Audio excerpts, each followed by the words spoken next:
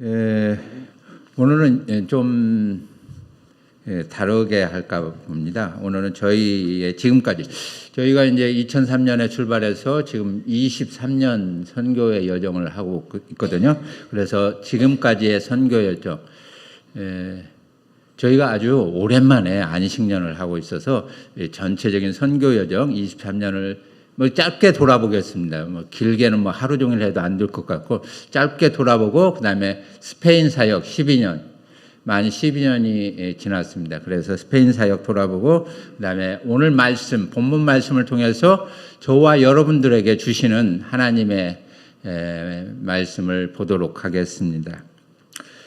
오늘 본문 말씀은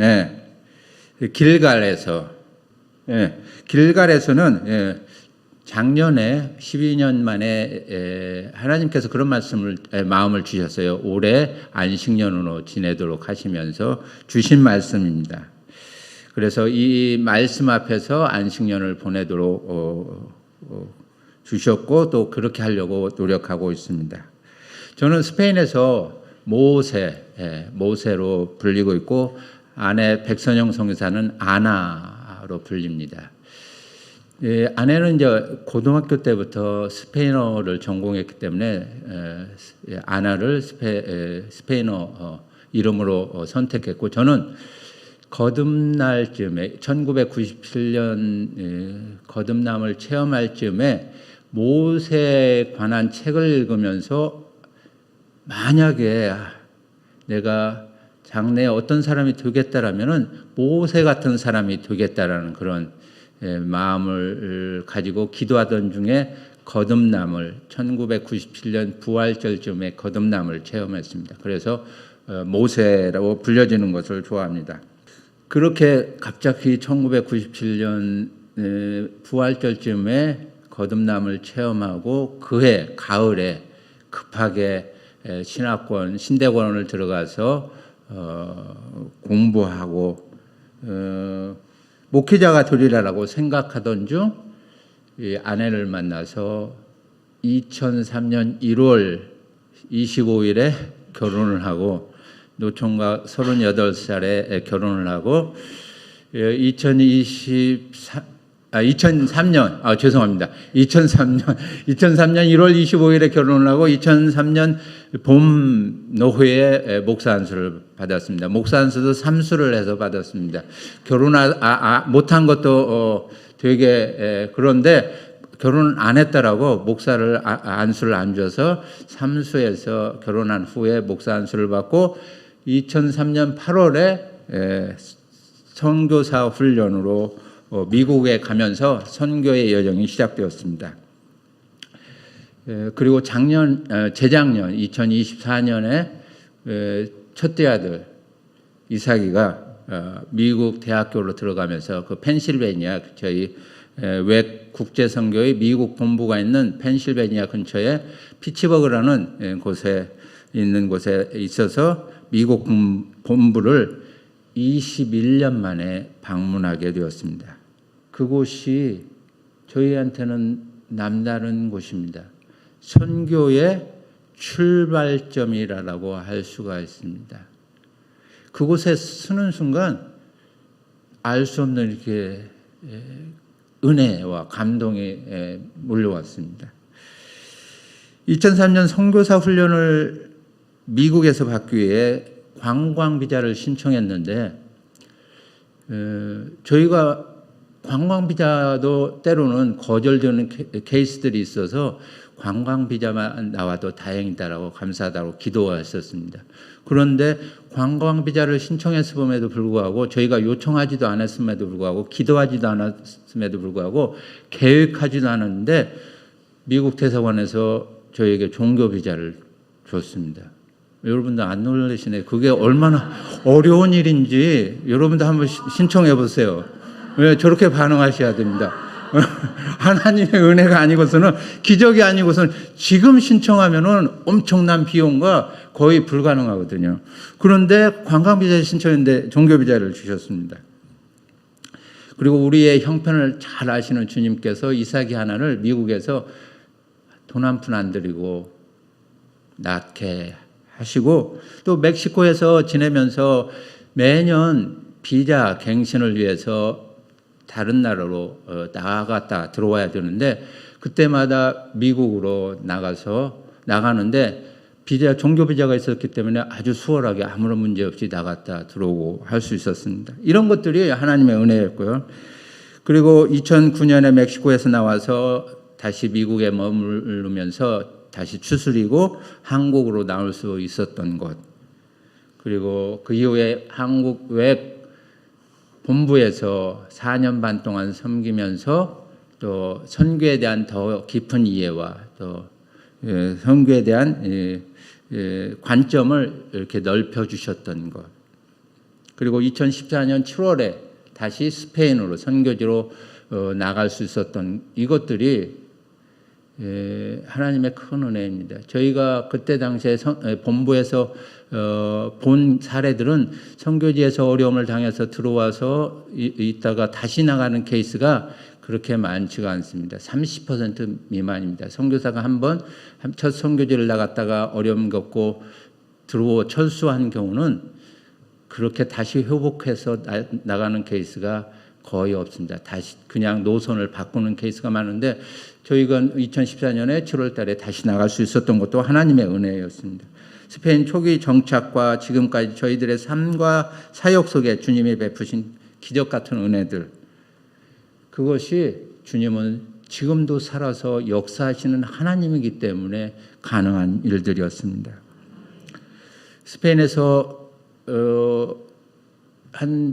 지나면서 이제 영적 갈급함을 느낄 때쯤 다시 말씀을 나눌 기회를 허락하시고 또 코로나로 인하여서 2000년 3월부터 9월까지 스페인은 완전히 통제되었습니다.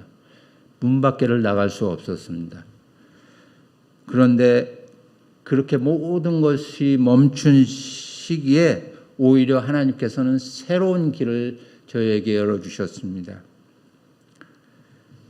또한 코로나 이전까지는 스페인은 다른 지역은 한류 열풍이 일었는데 유럽은 특별히 스페인은 그렇게 한류 열풍이 많이 활발하지 않았는데 코로나 이후에 그 3개월, 4개월 동안 한류 문화를 할 일이 없지 않습니까? 스페인 사람들이 방 안에 갇혀서 한류 문화를 접하면서 한류가 활발해졌습니다.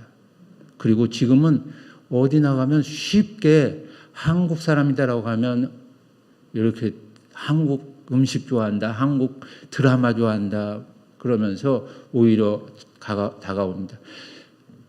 우리에게는 코로나가 모든 것이 닫혀서 거의 불가능한 그 시기에 오히려 하나님은 선교의 새로운 토대를 마련하셨습니다. 그게 하나님의 역사입니다.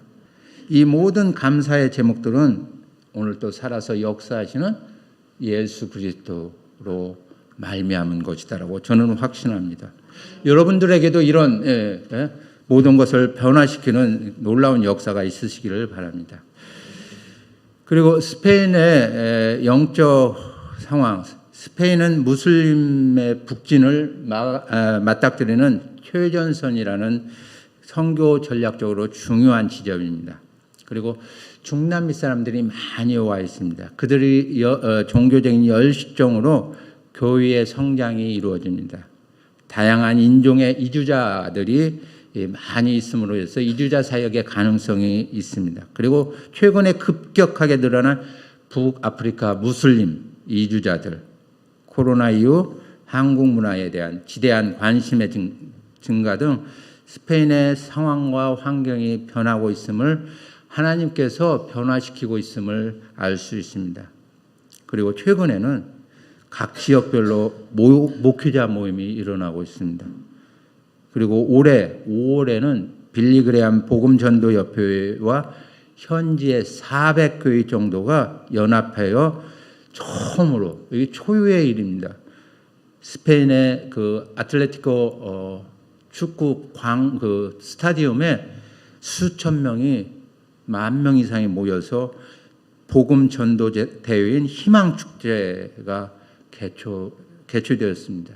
이와 같이 주님이 스페인 교회에 불을 지피고 있음을 피부로 느낄 수가 있습니다. 주님이 그 땅을 향해서 특별한 계획을, 뜻을 가지고 일하심을 느낄 수가 있습니다. 저희도 지금까지 협력교회와 사역하고 있습니다. 사진에 보시는 것처럼 화요일 어린이 물품 지원, 이제 커피하우스는 그 교회, 현직 교회의 복지센터입니다. 교회 바로 옆에 자그마한 복지센터인데 아내가 이제 주로 섬기고 있습니다. 어린이 화요일 어린 물품 지원, 복음을 나누기 위한 조찬 모임, 그다음에 만들기 활동, 한국 문화 행사, 스페인어 교실, 한국어 교실, 그리고 현지들을 위한 영어 교실 등, 그리고 각종 모임들이 있습니다. 저희의 머릿속에서, 아내 백선영 성사에서 머릿속에서 짜낼 수 있는 갖가지 모든 방법을 다 동원해서 우리 그 현지인들과 어떤 접촉점을 만들려고 노력하고 있습니다. 여러분들이 기억나실 때마다 기도해 주시기 바랍니다.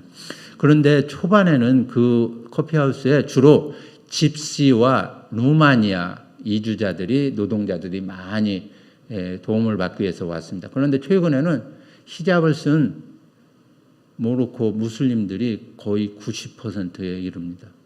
그만큼 스페인의 영적 상황이 변화되고 있다는 것을 알 수가 있습니다. 그리고 팀 사역과 전도는 스페인은 환경적인 면과, 그 스페인은 지금은 여름 휴가철입니다. 보통 여름이 아주 무덥기 때문에 한 달 이상 휴가를 떠납니다. 그래서 도심이 7월, 8월이면 한가합니다. 이때가 좀 덥긴 하지만은 도심이 한가하기 때문에 뭐 여행하기는 또 안 좋겠네요. 여행지가 붐비기 때문에. 아무튼 그렇다 보니, 그리고 교회가 아주 열악하다 보니까 여름 상경학교가 거의 없습니다. 여름에는 오히려 기존 예배도 줄입니다. 왜? 성도들이 한 달 이상 휴가를 떠나기 때문에. 그런 환경이다 보니까 여름 성경학교도 없고 예배가 축소되는 상황에서 스페인 현지 교회와 그다음에 웩 마드리드 팀, 그다음에 한인교회, 마드리드에 있는 한인교회가 연합해서 여름 성경학교를 개최하기도 했었습니다. 그리고 매주 목요일 저녁 시내 광장에서 팀으로 전도를 하고 있습니다. 그리고 이제 저는 개인적으로 계속 만나고 있는 친구들이 있습니다. 후안이라는 친구와 안토니오라는 친구가 있습니다. 후안이라는 친구는 도서관에서 일하시는 분인데 저하고 이제 연배가 비슷합니다. 그런데 한국 드라마를 좋아해서, 그리고 한국 문화를 좋아해서 그 후안이라는 친구가 한국 드라마를 보고 저한테 오히려 추천합니다. 이 드라마 좋더라. 이 주인공이 연기를 되게 잘한다라고 추천할 정도로 한국 문화에 좋습니다. 그리고 한국을 2번이나 방문했었고요. 안토니오는 친구는 제약회사에 다니던 친구인데 저보다는 이제 2-3살 많습니다. 그런데 이제 뇌전증이 발병하면서 지금은 약으로 이렇게 조절하면서 삶의 내용을 채우려고 나름대로 노력하는 건강한 친구입니다. 이 친구는 이제 안토니오라는 친구는 카톨릭 신자입니다. 그래서 그를 통해서 카톨릭을 좀 더 깊이 이해할 수 있었습니다. 카톨릭 교회에서는 구약을 전혀 안 다룬다라고 하더라고요. 그리고 이 안토니오는 신실하게 보이는데 자기 스스로가 성경을 읽는 것에 대해서 굳이 그럴 필요가 있냐라고 그렇게 얘기를 합니다. 아무튼 이런 모습이 스페인의 모습입니다. 스페인의 신앙이 아니라 관습적으로 내려오는 전통으로 바뀐 듯합니다. 우리가 옛날에 조상 제사를 드리고 숭배했던 것이 유교에서 비롯된 것이지만 유교를 종교로 안 보고 그냥 우리의 전통이다라고 봤던 것처럼 스페인도 영적 상황이 그런 것 같습니다. 그리고 저 같은 경우는 말씀 나눔, 코로나가 터지기 전부터 시작해서 현재까지 이어지고 있습니다. 초기에는 열정에 비해서 서로 적응이 필요했습니다. 한국말로 하는 게 아니라 스페인어로 하니까 제가 열심히 할지라도 저의 한계가 있거든요. 그러다 보니까 적응이 필요했습니다. 그런데 지금은 뭐 제 스페인어가 막 이렇게 향상돼서가 아니라 그분들이 저한테 저의 그 한국식 스페인어에 적응을 해서 은혜를 받고 그러는 것을 느낄 수가 있습니다. 웃어주시는 분처럼 제가 얘기하면 웃기도 하고 때로는 이렇게 눈물 짓기도 하고 하는 거 보면서 그분들이 저의 스페인어에 많이 적응되었구나, 많이 은혜를 받고 있구나라고 느낄 수가 있습니다. 그리고 또 말씀의 생명력은 어떤 상황에서도 생명을 공급할 수 있음을 코로나 기간 동안 더욱 절실하게 경험하게 되었습니다. 모든 것이 셧다운 되었을 때 그때 저에게 기회가 주셔서 허락되어서 비데오로 선교적 교회 모델로서 안디옥 교회 연구를 사도행전 13장을 11장 말씀을 가지고 나눔으로써 우리 외국 선교의 스페인 팀 내 교회 개척의 모델에 대해서 다시 생각해보는 좋은 도전과 생각해보는 그런 기회가 되었습니다. 그리고 이제 좀 지나다 보니까 이제 선배 선교사가 되어서 초기 선교사님들이 계속 열정을 잃지 않고 나아갈 수 있도록 초기 선교사의 정체성 확립을 위한 묵상을 팀 내에서 같이 하는 그런 기회도 가졌습니다. 이제 본문으로 돌아가서 오늘 본문의 말씀을 통해서 하나님이 저와 여러분들에게 어떻게 하는지 본문으로 가까이 다가와 보도록 하겠습니다. 먼저 여호수아서의 전체 맥락에서 오늘 본문이 갖는 위치를 알고자 전체 개요를 살펴보도록 하겠습니다. 1장에서 5장까지는 후계자 여호수아, 모세가 죽고 난 다음에 여호수아가 후계자로 선택되고 그 다음에 가나안까지의 도착 과정입니다. 6장에서 12장까지는 가나안 땅의 정복 과정을 자세히 기술하고 있고 13장에서 12장은 각 지파별로 땅을 분배하는 가나안 땅을 분배하는 것을 기록하고 있고요. 23장에서 24장은 여호수아의 마지막 설교가 나와 있습니다. 이런 전체적인 계획에서 5장은 그러니까 여호수아가 후계자로서 받고 바로 가나안 땅, 약속의 땅을 정복하기 바로 전 모습입니다. 그런데 5장에서 하나님께서 여호수아에게 두 가지를 하라고 명하십니다. 첫째는 할례를 행하라고 명하십니다. 그리고 둘째는 내 발에서 신을 벗으라고 합니다. 여호수아서 5장 2절 말씀을 다 같이 다시 한번 읽겠습니다. 그때 여호수아께서 여호수아에게 이르시되 너는 부싯돌로 칼을 만들어 이스라엘 자손들에게 다시 할례를 행하라 하시매. 가만히 생각해 보십시오. 이 이스라엘 백성이 요단강을 건너서 여리고성 앞에 장막을 쳤습니다.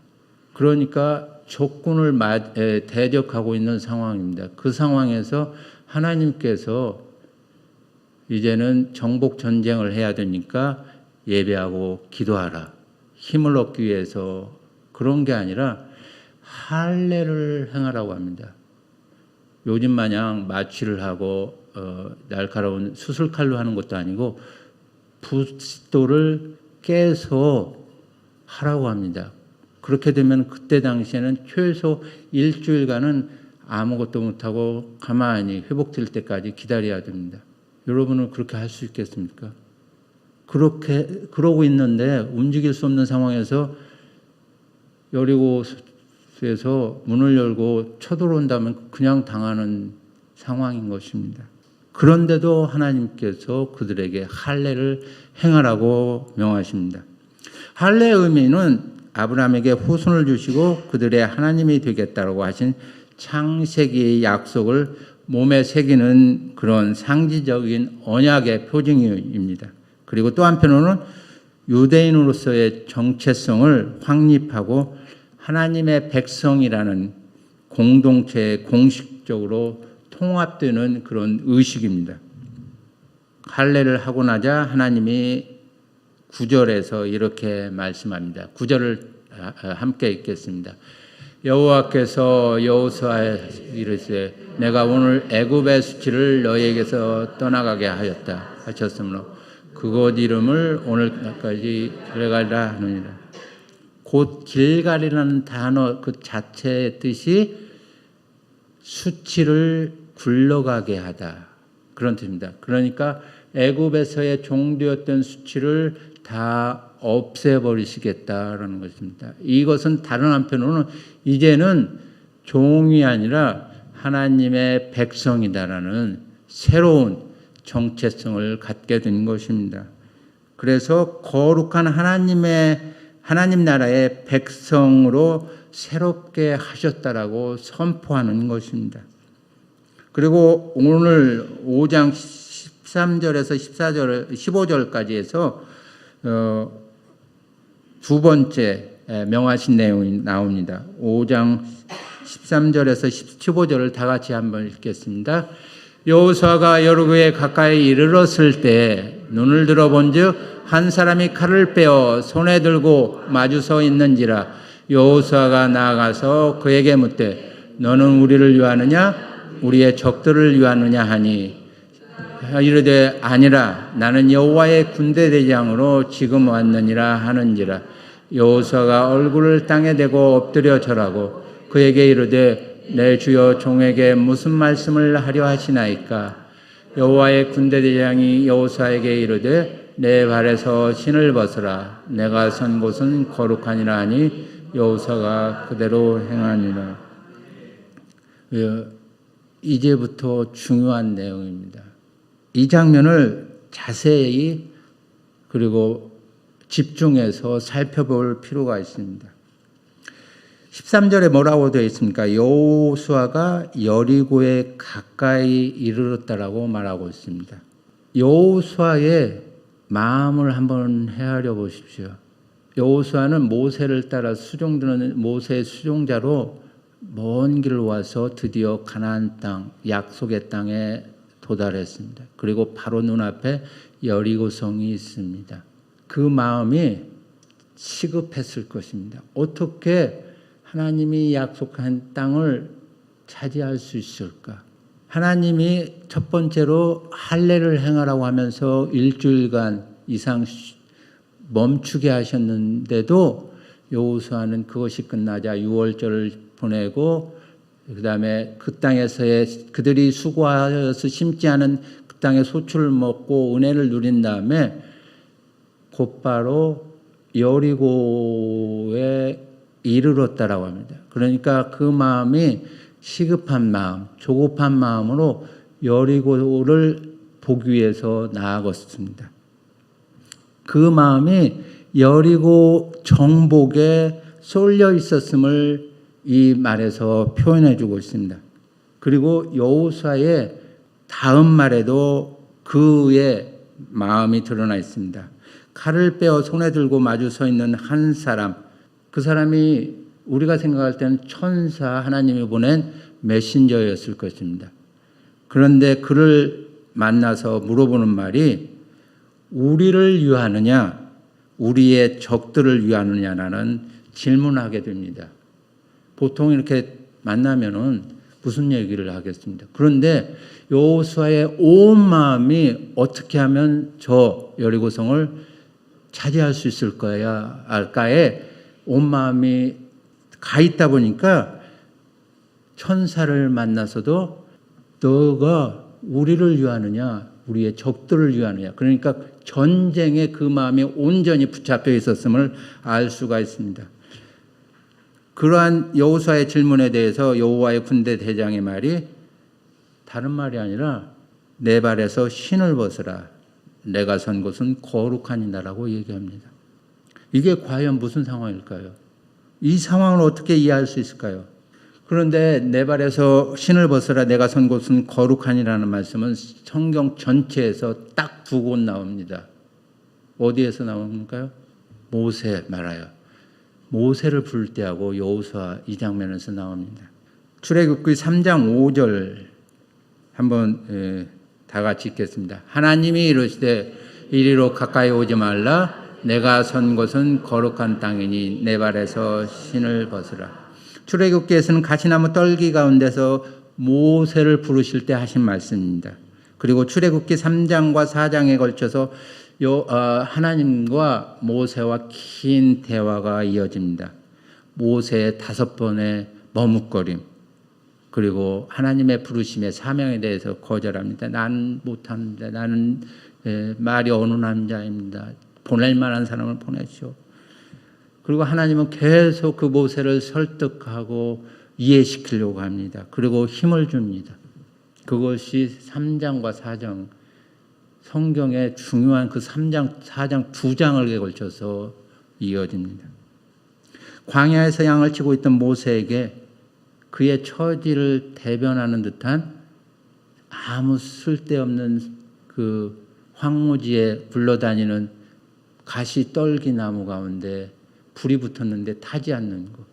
그게 미디안 광야 장인어른의 양을 치는 모세의 모습 아니었을까요? 그런데 불 붙었는데 타지 않는 것. 그런 그에게 하나님은 나타나셔서 그와 대화를 이어가십니다. 아주 길고 긴. 그런데 여호수아에게는 여호와의 군대 제장이 칼을 빼어 손에 들고 있는 모습으로 나타나셨습니다. 여호수아의 마음이 가 있는 곳, 여호수아의 온 마음을 빼앗고 있는 곳, 가나안 정복 전쟁, 그의 시선을 사로잡을 수 있는 곳, 군대 제장 칼을 빼들고 있는 그 모습으로 그에게 다가왔습니다. 이런 맥락에서 13절에서 15절을 다시 읽어보면 하나님은 군대 대장을 보내셔서 여호와의 발걸음을 일단 멈추게 하셨습니다. 그리고 첫째는 그의 조급한 마음을 가라앉히도록 하셨습니다. 그리고 두 번째는 그의 생각을 바꾸시기를 원하셨습니다. 여호수아가 물었던 질문, 너는 우리를 위하느냐 우리의 적들을 위하느냐는 그의 말에 그의 이 전쟁에 대한 생각이 묻어나 있습니다. 여호수아의 이 전쟁에 대한 생각은 적을 진멸해야 된다는 아주 이분법적인 경직된 사고방식으로 적과 아군으로 나누어 생각하고 있었습니다. 그래서 적은 진멸해야 되는 대상으로 생각하고 있었던 것도 아닌지. 그런데 이 모든 역사를 이루어 가시는 분이 누구시라고요? 하나님. 이 전쟁은 여호와에게 생각과는 달리 가나안 땅의 죄에 대한 하나님의 심판이라 할 수 있습니다. 하나님의 심판은 어느 민족이나 어느 공동체 혹은 개인에 대한 심판은 하나님의 절대 주권입니다. 최종적인 하나님의 권세와 권능, 하나님의 되심을 나타내는 하나님의 고유 권한입니다. 그래서 심지어 택한 백성 이스라엘이 죄 가운데 빠졌을 때 주변의 강대국들을 통해서 이스라엘을 회초리 하셨던 것처럼 하나님의 심판은 절대적으로 하나님의 주권입니다. 그런데 여호수아는 자기의 전쟁이다라고 착각하고 이분법적으로 적과 아군으로 나누지 않았을까? 죄가 넘쳐나던 가나안 땅에 대한 심판입니다. 그 땅을 하나님이 다스리시는 곳으로 회복시키기 위한 것입니다. 그것을 위해 택한 백성 이스라엘을 도구로 사용하실 뿐입니다. 그것은 하나님의 엄위하신 뜻에 달린 것입니다. 결코 이스라엘 군대에 달린 것이 아님을 분명히 할 필요가 있었던 것입니다. 그래서 하나님은 여리고성으로 가까이 가는 여호수아를 멈추게 하고 거룩하라라고 부르셨습니다. 거룩이 무엇입니까? 세상과 구별되어 하나님의 마음과 뜻으로 채우는 것, 거룩하신 하나님 앞에 서는 것이 우리가 할 수 있는, 이 땅에서 할 수 있는 거룩의 최선입니다. 세상과 구별되어 하나님의 마음과 뜻으로 채우는 것, 하나님 앞에 쓰는 것이 이 땅에서 우리가 할 수 있는 거룩의 최선의 모습입니다. 그래서 가나안 땅의 가장 견고한 성 여리고성에 대해서는 군대의 많고 적음과 그 힘이 아니라 하나님의 절대 주권적인 권한임을 보이시고자 하셨습니다. 다른 한편으로는 심판의 엄중함, 죄의 무서움, 그리고 하나님의 권능을 이스라엘 백성에게 드러내시기를 원하셨습니다. 그래서 여리고성 점령을 하나님의 방법으로 행하여 가실 계획이었습니다. 그것을 여호수아에게 이해시키고 설명하기 위해서 바쁘게 가던 여호수아의 발걸음을 멈추고 신발을 벗고 하나님 앞에 서도록 하셨습니다. 그리고 여리고성 함락 방법에 대해서 6장, 다음에 이제는 6장에서 기록하고 있습니다. 그리고 그것이 우리에게 전해졌습니다. 이 세상을 살아가는 우리 신앙인도 처지가 상황이 비슷하지 않습니까? 저 같은 경우 이제 얼마 남지 않은 마지막 선교 사역을 어떻게 해야 할지 생각이 많습니다. 이제 은퇴 70까지 10년도 안 남았습니다. 9년 조금 못 미쳐 남았습니다. 그런 저를 멈춰 세우시고 안식년을 갖게 하시고 하나님 앞에 서라라고 하셨습니다. 여러 가지 산적한 문제들과 도전들을 어떻게 헤쳐나가야 할지 생각이 많으신 바로 여러분들을 주일 이 귀한 시간 1시간 넘게 멈춰서 하나님 앞에 서게 하신 하나님이 뜻이 무엇인지 곰곰이 생각하시기 바랍니다. 사업하시는 분, 장사하시는 분들은 이 1시간이 중요하겠죠.